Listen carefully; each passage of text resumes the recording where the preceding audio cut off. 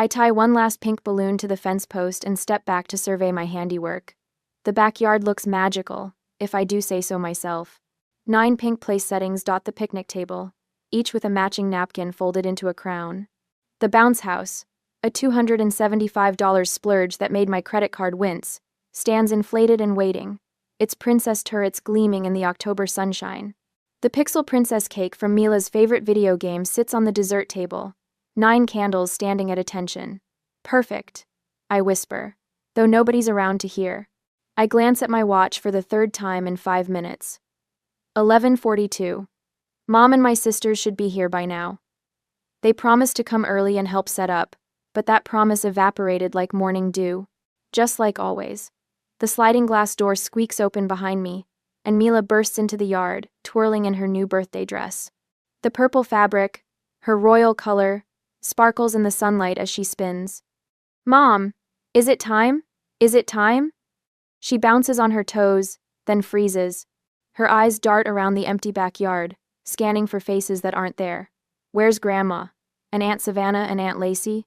Are they bringing Tyler with them? Did they see the bounce house yet? I force brightness into my voice. They're on their way, sweetie. Probably just running a little late. Mila's face falls for just a second before she rebuilds her smile. Okay, I'm gonna watch for them from the front window. Cried. She dashes back inside, and I bite the inside of my cheek until I taste copper. I should have known better than to believe they'd show up on time. Or at all. The doorbell chimes, and I hear Mila's excited shriek from inside. I hurry around the house just in time to see my daughter's face collapse as she opens the door to find only Aunt Carol standing there, a wrapped present tucked under her arm. Happy birthday, sweet pea, Carol says, stooping to hug Mila. My daughter hugs her back but peers around Carol's shoulder, searching the empty driveway. Is Grandma coming with you? Carol straightens, her eyes meeting mine over Mila's head. Something like anger flashes across her face before she smiles down at my daughter. I came on my own today, honey. But look what I brought you. She hands Mila the gift, beautifully wrapped with a bow that must have taken 20 minutes to perfect. That's Aunt Carol for you.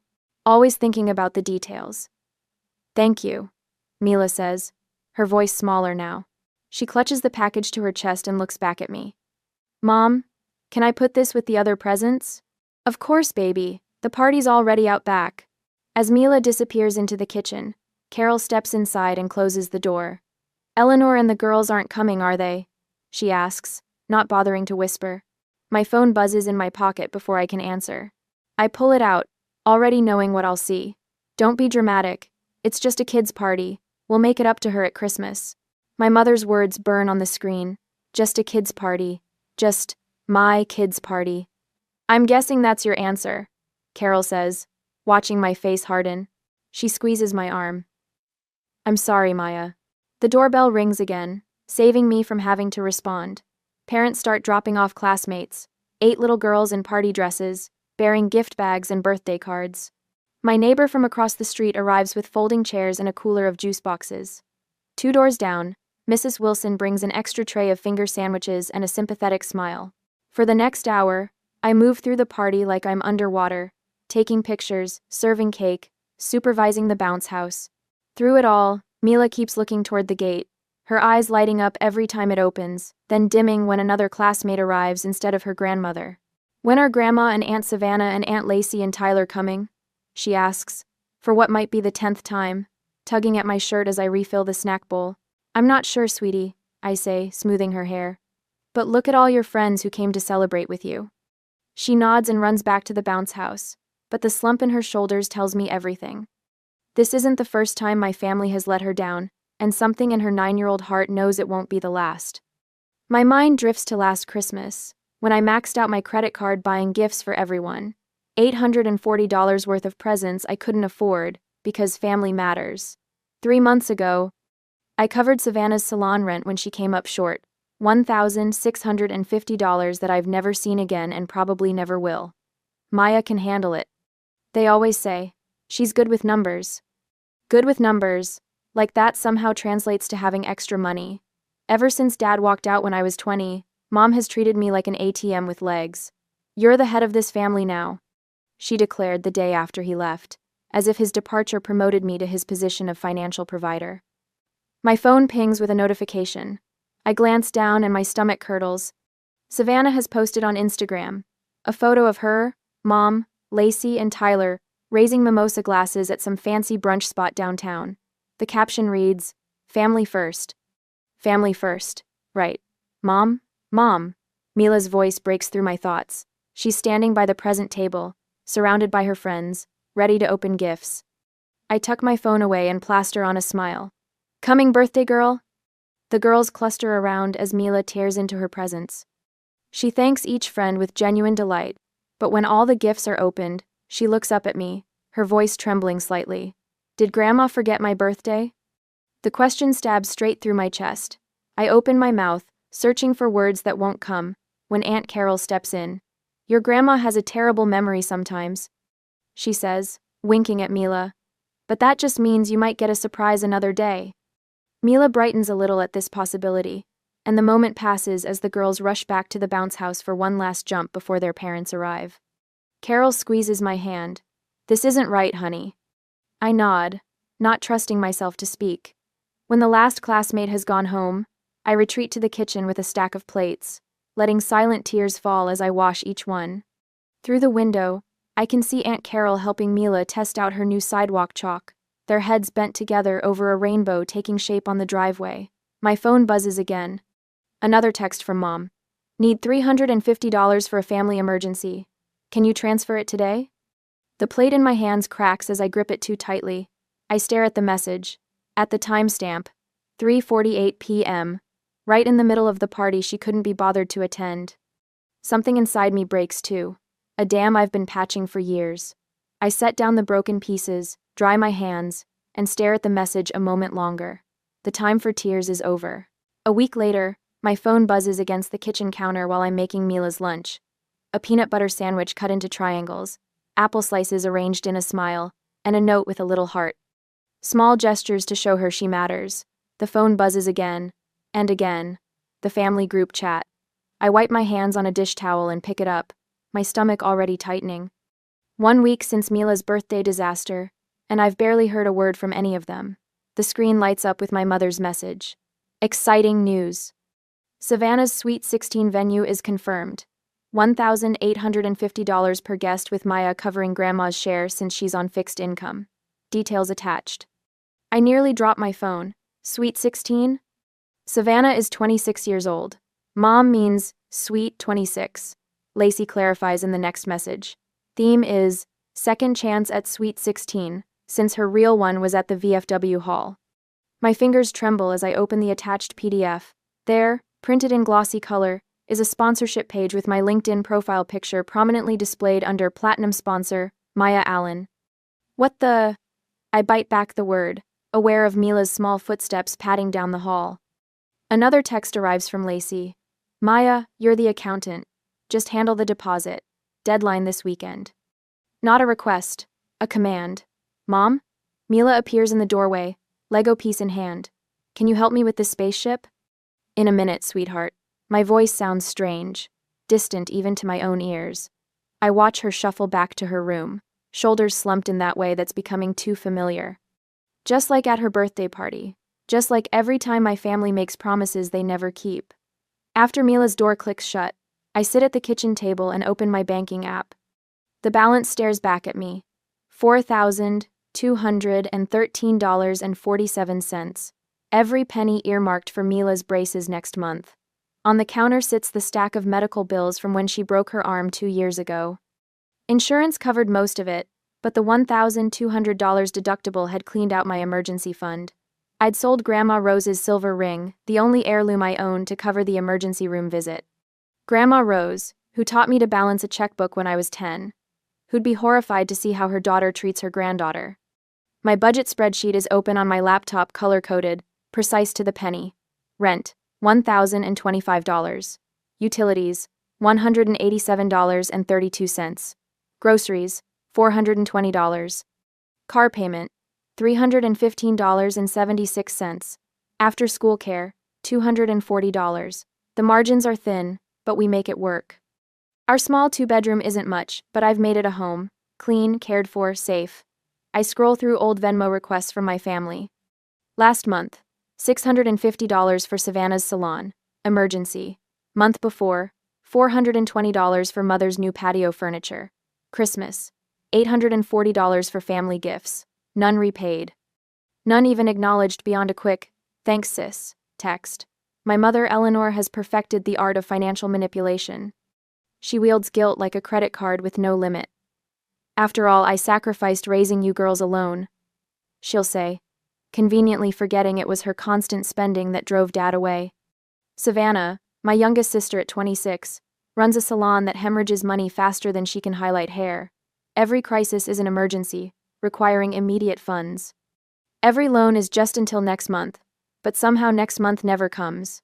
Then there's Lacey, 24, opportunistic and drowning in credit card debt from online shopping sprees she can't afford. Somehow her financial problems always become my financial solutions. The doorbell rings, startling me out of my thoughts. "I've got it," Mila calls, running to answer before I can stop her. I hear Aunt Carol's warm voice in the entryway. "Hello, sunshine. Is your mom home?" Carol steps into the kitchen, arms loaded with a casserole dish. Her eyes narrow at my expression. "What happened?" she asks, setting down the food. I wordlessly turn my phone toward her. She reads the message, her mouth tightening into a thin line. "They've got some nerve," she mutters, sinking into a chair beside me. "After missing her birthday." No. They had brunch instead," I say flatly. "I saw the Instagram post." Carol reaches across the table and squeezes my hand. "Your mother has always been like this, even when we were kids, but you don't have to keep playing along." A knock at the back door interrupts us. Mrs. Wilson, my 1-year-old neighbor, waves through the window. I gesture her in. "Brought you some banana bread," she says, then stops, reading the room. "Bad time?" "Family drama," Carol explains. Mrs. Wilson nods knowingly. She's been bringing me casseroles since Mila was born, offering wisdom without judgment. She saw how often I took time off work when family emergencies struck, witnessed the parade of relatives asking for favors but never returning them. "Your coworker," James called. "Mrs. Wilson says. Something about covering your shift tomorrow if you need it? Said to tell you he's returning the favor." James, always willing to swap shifts when mother demands my presence for some crisis. One of the few people who actually reciprocates. "Mommy?" Mila stands in the doorway, clutching a piece of paper. "Can I hang this on the fridge?" It's a school drawing labeled, "My Family." Just 2 stick figures holding hands. Me and her. My throat tightens as I take the picture. "Of course, baby." While I'm finding a magnet, I notice the stack of thank you cards on the counter, handwritten by Mila herself for each friend who came to her birthday. Each one decorated with careful crayon stars. That night, after tucking Mila in, I pass her room and hear her small voice. "God, please make Grandma like me more." Something in me shatters. Back at my laptop, I find an email I wasn't meant to see forwarded inadvertently by the hotel. The contract for Savannah's Sweet 16 was signed 3 weeks ago. Before Mila's birthday. They'd known all along they wouldn't be coming. I open a folder on my desktop and create a spreadsheet. Every Venmo request for the past 3 years. The total makes me dizzy. $23,470. My calendar shows 14 vacation days taken for family events. Hospital visits when Savannah had minor surgery, helping mother redecorate. Driving Lacey to job interviews she never showed up for. 0 days when any of them watched Mila while I worked overtime. I open Facebook. Mother has posted a family photo with the caption, "So blessed with my girls." The picture has been cropped. I was standing at the edge, cut out completely. The anger rises in me, not hot and explosive, but cold and clarifying. For the first time in years, I see the pattern with perfect clarity. I pick up my phone and open Venmo. The next day, I stare at the Venmo app on my phone, fingers poised above the screen as if disarming a bomb. The kitchen chair creaks beneath me as I straighten my shoulders. My mother's latest demand glares from my email inbox: $1,850 for Savannah's Sweet 16, with me covering Grandma's share since she's on a fixed income. As if my income stretches like carnival taffy. The audacity burns through me like acid. They skipped Mila's birthday to plan this extravaganza. In the next room, I hear my daughter humming to herself, arranging her stuffed animals for a tea party. No cousins, no grandmother. Just fabric friends who never disappoint her. I tap the screen and create a new payment. The recipient field fills with my mother's name, and I enter the amount, $1. In the memo line, I type a single word, congrats. My thumb hovers over the blue payment button. One press, and everything changes. I think of Mila's face at her party, watching the gate, waiting for family who never arrived. I press send. The confirmation appears instantly. I take a screenshot and save it to a new folder on my phone labeled Boundaries. My lungs expand fully for what feels like the first time in years. The kitchen walls seem to widen around me. Mom, can we have spaghetti tonight? Mila calls from the living room. Absolutely. I answer, my voice steadier than it's been in months. By noon, I've made 3 phone calls that should have happened years ago. The locksmith arrives at 2:15, a stocky man named Frank, who whistles through his teeth as he replaces both front and back locks. The invoice reads $175 less than a single small favor my sisters typically request. All set, ma'am, Frank says, handing me 2 shiny keys. No one gets in without these now. While Mila naps on the couch, I create a spreadsheet documenting every loan my family hasn't repaid over the past 3 years. The total makes my stomach clench, $23,470. Enough for a decent used car, or a year of community college, or braces for Mila, with money left for a family vacation. My phone buzzes incessantly throughout the afternoon. I silence it after the 20th text. Instead, I draft an email to the hotel, hosting Savannah's event, attaching screenshots of correspondence proving I never authorized using my name or business credentials as a platinum sponsor. The hotel manager responds within an hour, apologizing for the confusion, and confirming my name will be removed immediately. By evening, Mila and I sit at our small kitchen table, twirling spaghetti and watching cartoons on the portable TV. She laughs at something silly on screen, tomato sauce dotting her chin. This is enough, I think. We are enough. The doorbell rings at 8:47 p.m. Through the peephole, I see my mother flanked by both sisters. Their faces contort with barely contained rage. Maya Allen, open this door right now. My mother's voice carries easily through the wood. I step back as the pounding begins. The new deadbolt holds firm.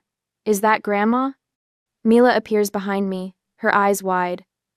Yes, but she forgot to call before coming over, I say calmly. It's too late for visitors tonight. More banging. The doorbell chimes repeatedly. You can't hide in there forever, Savannah shouts. After everything we've done for you. My phone lights up with texts. You're betraying this family. How dare you embarrass us with the hotel? What kind of daughter acts like this? Through the peephole, I watch Mr. Patterson from across the street step onto his porch, arms crossed. The Rodriguez family peers through their blinds. My family has become a spectacle, but for once, I'm not scrambling to fix it. Should we let them in? Mila whispers, clutching my leg. No, honey. Remember our talk about people respecting our home? This isn't respectful behavior. The flash of police lights bathes the living room in blue. I close my eyes briefly. Of course they called the police. When I open the door, Officer Thompson stands on my porch. I recognize him. He coached Mila's soccer team last spring. Evening, Miss Allen, he says, his expression professional but kind. We received a call about a family dispute, something about threats, and a family heirloom being withheld. Behind him, my mother puffs up like a peacock. She's refusing to return property that belongs to our family, she announces, and she's sent threatening messages. I feel Mila's small hands gripping the back of my sweater as she hides behind my legs, her stuffed rabbit clutched to her chest. May I come in for a moment? Officer Thompson asks quietly. At my kitchen table, I show him everything. The texts, the emails, the receipts, the screenshot of my $1 Venmo payment. I've been financially supporting them for years without repayment. I explain. I changed my locks today because I'm establishing boundaries. There are no heirlooms, no threats. Just me saying no for the first time. Officer Thompson reviews the evidence, his eyebrows rising occasionally. When he finishes, he leans back in the chair. They're used to you taking care of everything, he says. Now you're changing the rules. That's always hard for people to accept. He returns to the porch where my family waits, their certainty visibly diminishing as he speaks to them. Minutes later, they retreat to their cars, my mother's finger jabbing in my direction before they drive away. After checking the locks twice, I find Mila sitting on her bed, small legs dangling over the edge. "Mom," she says, her voice barely above a whisper. "Am I not important enough? Is that why Grandma and my aunts didn't come to my birthday?" The question knocks the wind from me. I kneel to meet her eyes, taking her small hands in mine. "No, sweetheart, you are the most important thing in the world. That's exactly why I have to protect you from people who don't value us." My phone buzzes on the nightstand. Another text from my mother. "You'll regret this. Family is everything." I delete it without responding and tuck Mila into bed, pulling her comforter up to her chin. "It's just us two," I tell her, smiling genuinely for the first time in days, and that's plenty. After she falls asleep, I check my phone one last time. A text from Aunt Carol appears. "You did the right thing. They're furious, but truth is on your side." Another message from Mrs. Wilson next door. "Those brownies cooling on my counter aren't going to eat themselves. You fought the right fight today." My coworker, James, "Need extra shifts to rebuild savings? I can swap Tuesday for your Saturday." An email from Mila's teacher. "She seems happier this week. Everything okay at home?" I set my phone aside and breathe deeply. The house feels different tonight, lighter somehow, as if the walls have stopped pressing inward. I've been so focused on building a family that I never noticed a community forming around us, brick by brick, person by person. Tomorrow will bring new challenges. But tonight, for once, I sleep without the weight of impossible expectations crushing my chest. My phone buzzes at 6:30 a.m., jolting me awake before my alarm. I squint at the screen, my stomach dropping when I see Savannah's name. Not a text. A Facebook notification. "Savannah Allen mentioned you in a post." I tap the notification with my thumb, already knowing what I'll find. Her profile loads, revealing a paragraph-long status update. When toxic people show their true colors, some folks pretend to care about family until they're asked to contribute. Then suddenly, they're too good for the rest of us. Guess money means more than memories to certain people. 17 comments already, most from extended family and high school friends I haven't spoken to in years. "So sorry you're going through this, sweetie. Blood isn't always thicker than water. You're better off without negative energy in your life." I scroll through the comments, each one a tiny needle. Nobody asking for my side. Nobody questioning why I might have sent that single dollar. Just automatic assumption that I'm the villain in this story. The bedroom door creaks open and Mila peeks in, hair tousled from sleep. "Mom? Are you okay?" I lock my phone and paste on a smile. "Fine, sweetie. Just checking emails." She believes me, thank goodness, and pads back to her room. I wait until her door clicks shut before opening Facebook again, my finger hovering over the comment box. Paragraphs form in my head, explanations, defenses, receipts, evidence stretching back years. Instead, I type 5 words. "I wish you all well." Then I log off, shut down the app, and slide out of bed. The kitchen feels different this morning. Lighter somehow, despite the social media assault. I pour cereal for Mila, make coffee, check her backpack for homework. Normal routines that suddenly feel revolutionary without the weight of pending family demands. My phone rings while I'm washing dishes, a number I don't recognize, but the area code is familiar. I almost let it go to voicemail, then answer at the last second. "Maya, it's your Uncle Robert." My father's brother, a ghost from another lifetime. "Uncle Robert? I haven't heard from you since." "Your high school graduation." I know. His voice sounds older, rougher. "I heard what happened with Eleanor and the girls."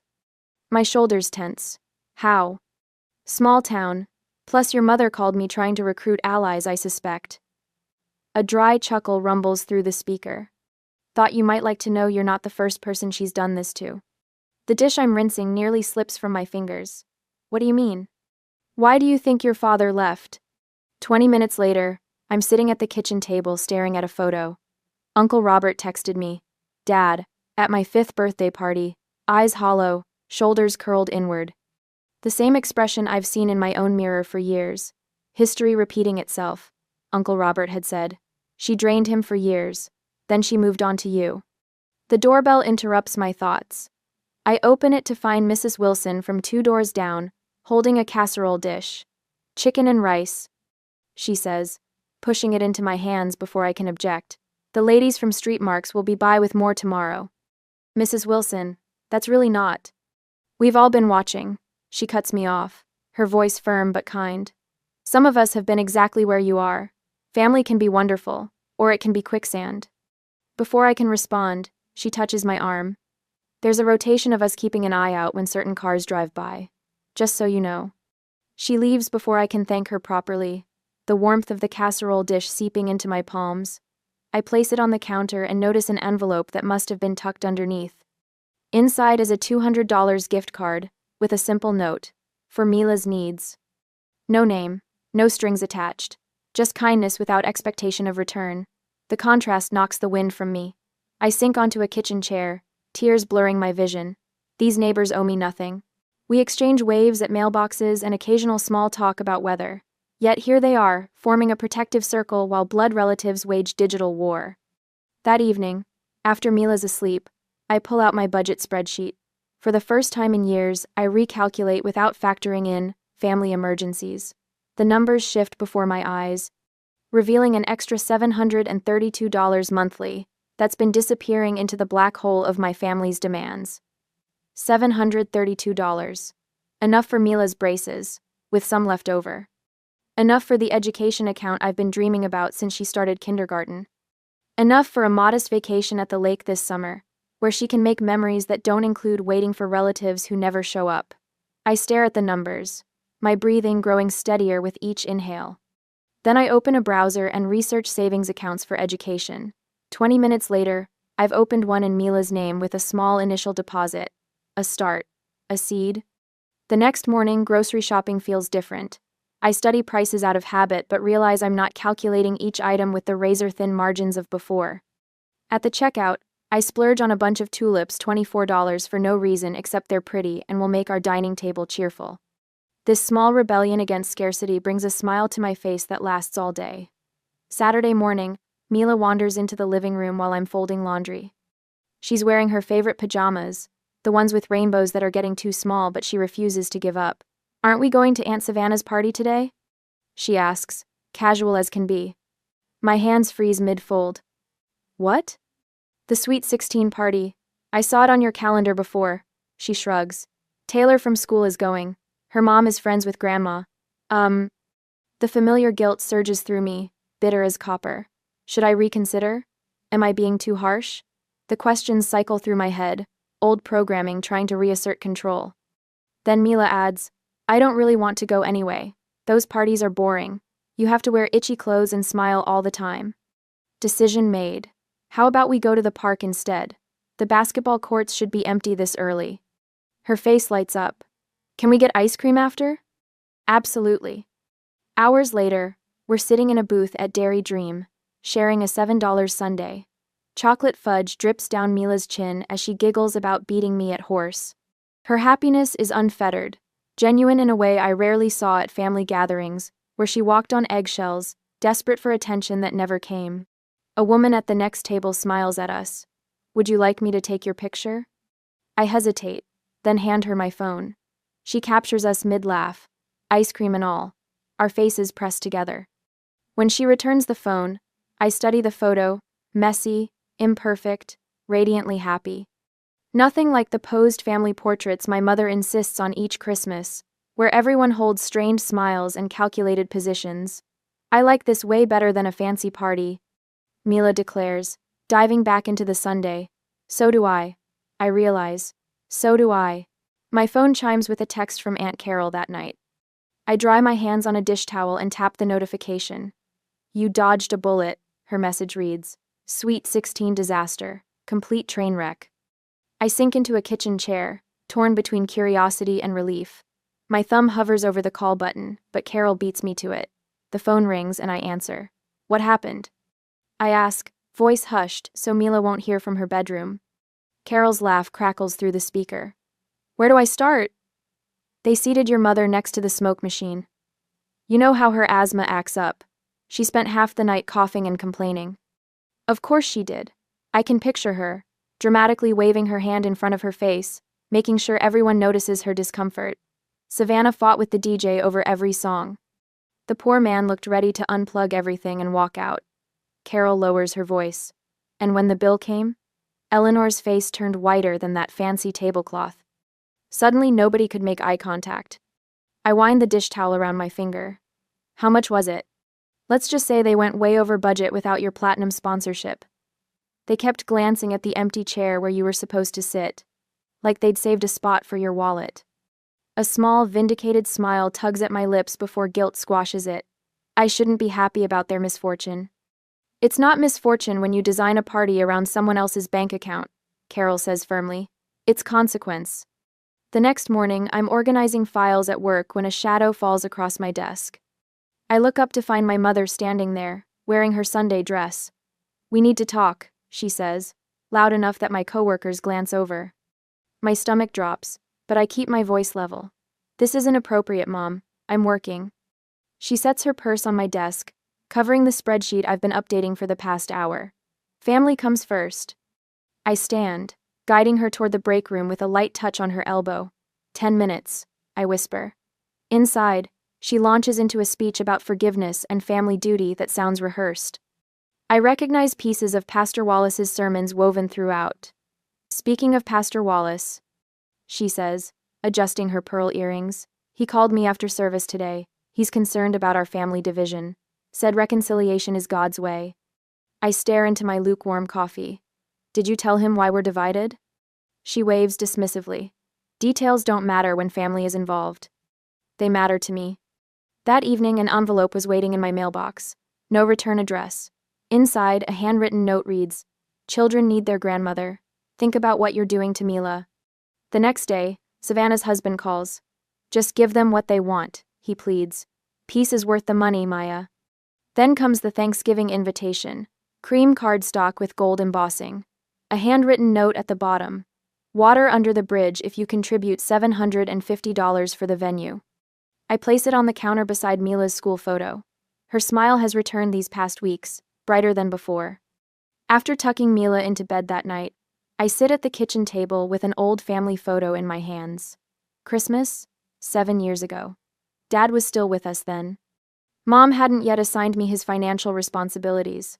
We're all smiling, though I remember the argument that erupted 10 minutes after this was taken when Dad questioned the credit card bill. My phone sits beside me, Mom's number highlighted. One tap would reconnect us.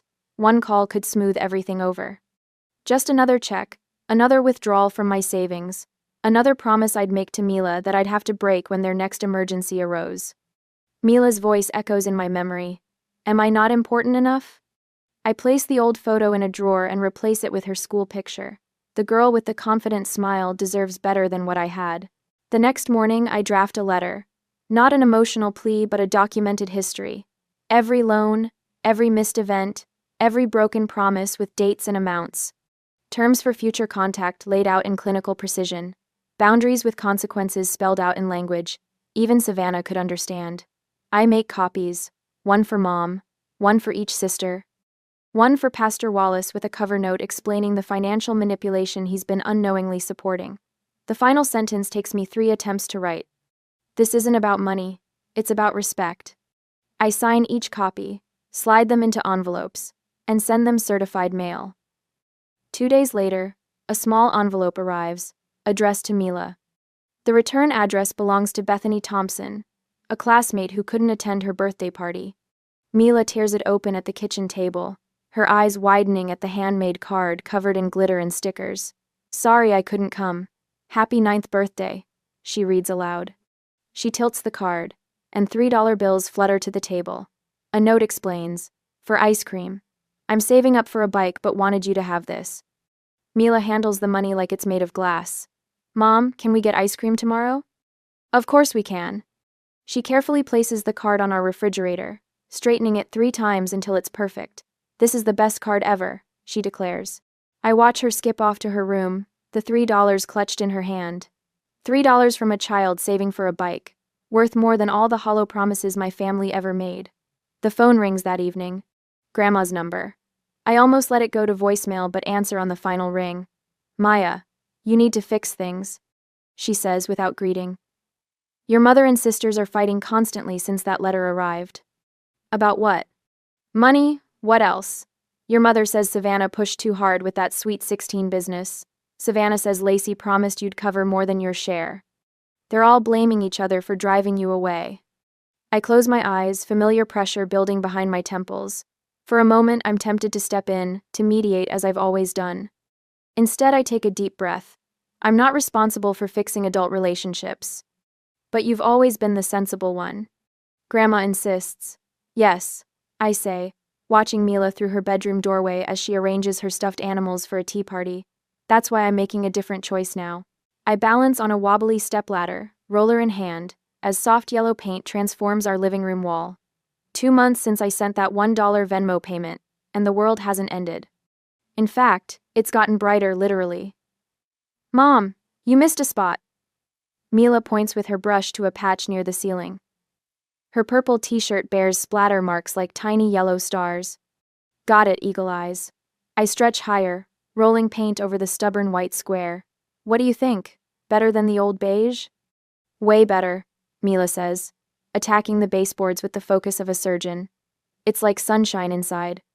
The front door opens, and James from work pokes his head in, carrying a bookshelf under one arm like it weighs nothing. Special delivery, he announces. Where do you ladies want this? By the window, I say, climbing down. You didn't have to build it yourself. James shrugs. What else would I do with my weekends? Watch golf? His laughter fills our small house, a sound that once would have made me tense, expecting my mother's judgment about male visitors. Now I just smile and help him position the oak shelves where afternoon light will hit them. Later, Mila arranges her books by color while I stand back, admiring our handiwork. The calendar on the fridge catches my eye. Movie night, written in Mila's crooked handwriting for Friday. Park day for Sunday. No family obligations. No emergency loans. The tension I carried in my shoulders for years has melted away, leaving room to breathe. Mrs. Wilson called. Mila says, carefully placing her Harry Potter collection on the middle shelf. She wants to know if I can come over tomorrow for knitting lessons. Do you want to go? Mila nods, her eyes bright. She says I have natural talent. Then absolutely. I tuck a strand of hair behind her ear, leaving a smudge of yellow paint on her cheek. Sorry about that.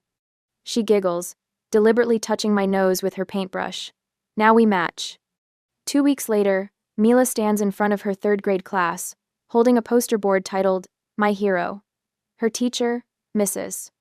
Langston, emailed me about the project, but I wasn't prepared for the lump in my throat when Mila unveils her work. 2 stick figures hold hands against a crayon sunset.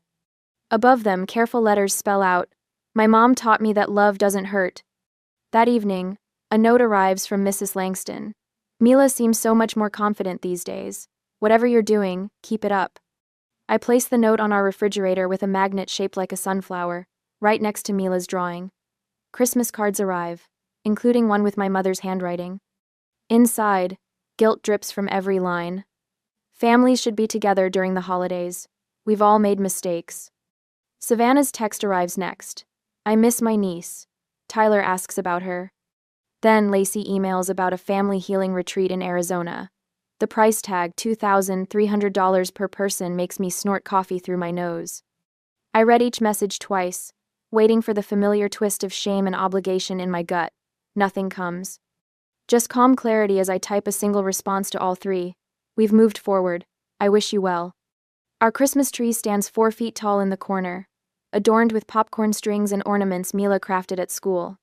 The presents beneath it aren't expensive, a new sketchbook, colored pencils, a telescope found at a garage sale, but they're wrapped with care, each tag written in my best handwriting. Mrs. Wilson brings apple cider. James arrives with a casserole that's more cheese than vegetable.